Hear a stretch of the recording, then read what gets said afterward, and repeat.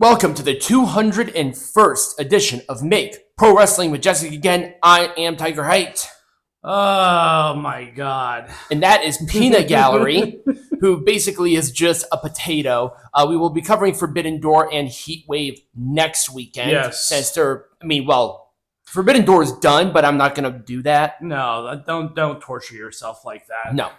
So, let's talk about some drama. The first one is Chris Jericho and where he will be. And a lot of people are looking at WWE. That is an option. Yes. Now, people are already turning on him since he's going to be he's going to be leaving the promised land. Yep. But you can't necessarily do that with Chris Jericho because of his absolute influence on AEW as a primetime thing. Yes. He was that star.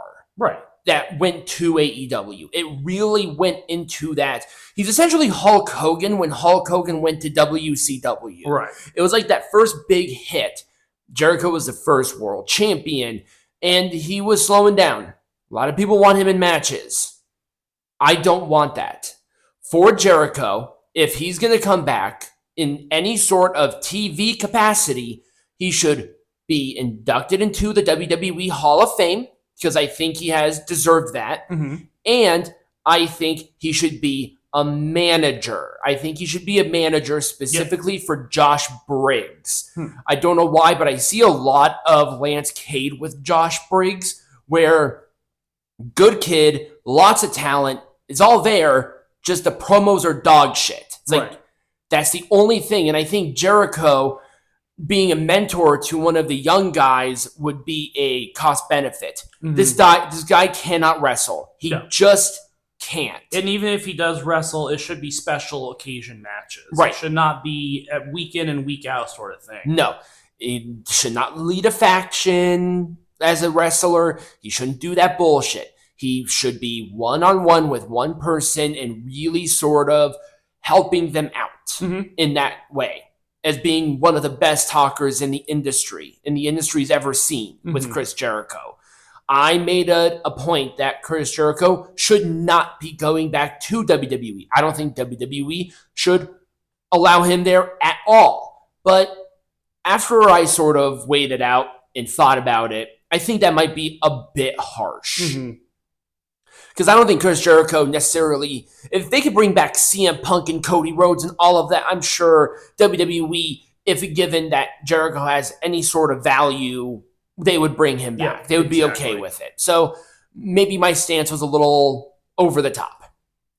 Swerve Strickland being absolutely atrociously non-existent in the world that we live in. Right. He thinks that the television is the best it's ever seen. The product is the best it's ever seen, which is all just so patently untrue. It almost hurts. It hurts my guts on how absolutely untrue that is.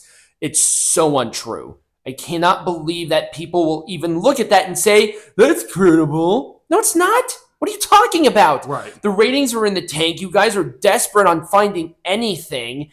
Nobody wants to join you. Nobody wants to be there. And if anybody wants to be there because they don't have a better option. Yep.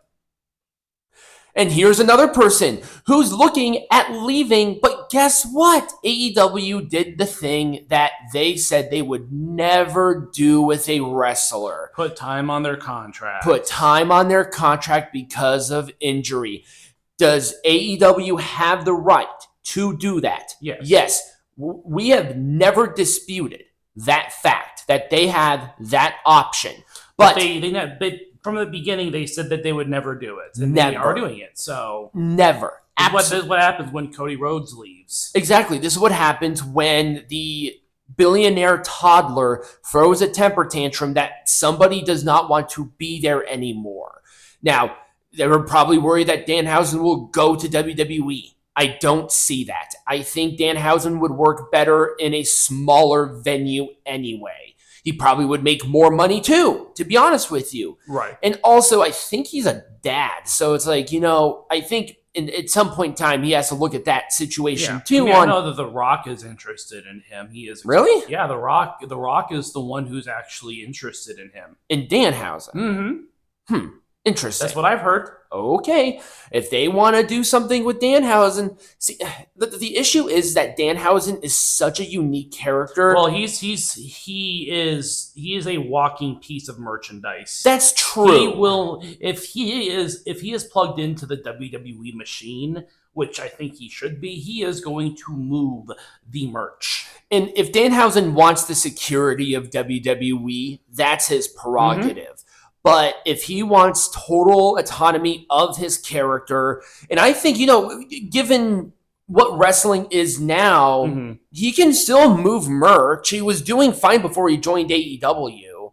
So I don't think he'll have a problem. He just has to look at it with the family benefit and him having that power over his character. Yep. It's like the best time to be an indie wrestler right now. It really is. Will Ospreay's still afraid of the grind. He's afraid of the grind. He's gonna need. He might need neck surgery. Yep. I think has it been guaranteed that he does need neck surgery? Yeah, I think the surgery date has been scheduled, if I am not mistaken. People, what else can you say? This guy is working a lot less, and yet he still needs neck surgery. This is the second major neck surgery that he is. He's not gonna see him wrestle when he's 40 at this rate. There's just no way. His style is too brutal. How do you people not see this anymore? Are we just so numb to the crazy shit people do? We need to sort of bring it back because this is getting absurd. A guy his age, he is our age, and he has had 2 major neck surgeries. Still afraid of the grind, though. He is absolutely afraid of the grind, and he's a pussy, and he's a really bad person. Will Ospreay, I know who you are as a person, and it's not a good person. You are a bad human. But if you're in AEW, you're just automatically a bad person. Well, let's not put that overgeneralization. But speaking of bad people, no, I'm going to put that overgeneralization. If you are in AEW, you are inherently a bad person. Anyways, speaking of bad people, you knew we were going to bring this up. I got the video of it. I saw the video of it. It was brutal. Yeah. So this is Raja Jackson, the son of Rampage Jackson. Yep. So here's sort of the situation. This was supposed to happen. Like, he was supposed to attack the indie wrestler and give him some false punches. Yep. They trained with him and all of that. But he took liberties and punched this guy into absolute unconsciousness. If I'm not mistaken, I heard that he actually flatlined. Oh my God. In the ring. Like, there was a part that he died. So he, to my knowledge, is still alive. He was rushed to the hospital. Jackson was booted off of Kick. So this was actually streamed on Kick. It was streamed on Kick, yes. Also, the audio was horrible. Terrible audio. Yeah. So I'm not going to subjugate my audience to that. I wish nothing but brutality for this man. That was an absolutely abhorrent thing. I was sickened by it. Yep. As within wrestling, there has to be a certain level of trust that you are giving your opponent your body to put on the performance. Yep. You don't take liberties like this. No. Hell, if I was... The other wrestlers were being way too nice. If I was there, I would have beaten the fucking piss out of this asshole. Oh, yeah. I would have beaten him. I would have kicked him to fucking death, too. Right. He deserves it. This is so not okay. Rampage, I get that it's your kid and you want to defend him, but how can you? This isn't indefensible. Is he really out there trying to defend him? No, he hasn't said anything, to my knowledge. But Rampage... This kid needs to be put in jail, needs to have the book thrown at him. This is assault. Yes. This is absolutely... Because, this man who got beat up is going to sue your son, is also going to sue the wrestling company. Take his ass to the cleaners. Oh, he's probably also going to sue Kick. Oh, Kick had nothing to do with it. They didn't know that this was going to happen. But Kick is garbage. If you're streaming on Kick, might as well not even stream it all. That place is a cesspool. The only reason you would ever stream on Kick is if you're simulcast streaming.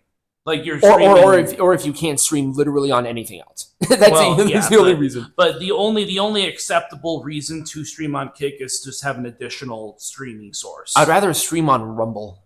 I mean, you can stream. I mean, like, so if you streamed on YouTube, Rumble, Kick, Twitch, you streamed on all four of them at the same time. I understand that, but this was exclusively on Kick. Well, of course, because Kick is a cesspool. But this was through Jackson's personal Kick account. This was not the company. Oh, okay. No, this was part of, to my knowledge, I don't know, so you can 100% say that you're wrong. This was through Jackson's personal Kick. This had nothing to do with the company. I think this was, because it was his personal camera person that was next to him. Now, the angle was from the company. Mm-hmm. But this was different. Anyway, this happened yesterday. It happened yesterday, right? I think it either happened yesterday or on Friday. It was one of those two. Yep. So, disgusting behavior, boo, boo, boo, boo. Boo, Wendy, boo. 2 thumbs down, double fuck you. That's my review. So, when we come back, we got some news. Yes.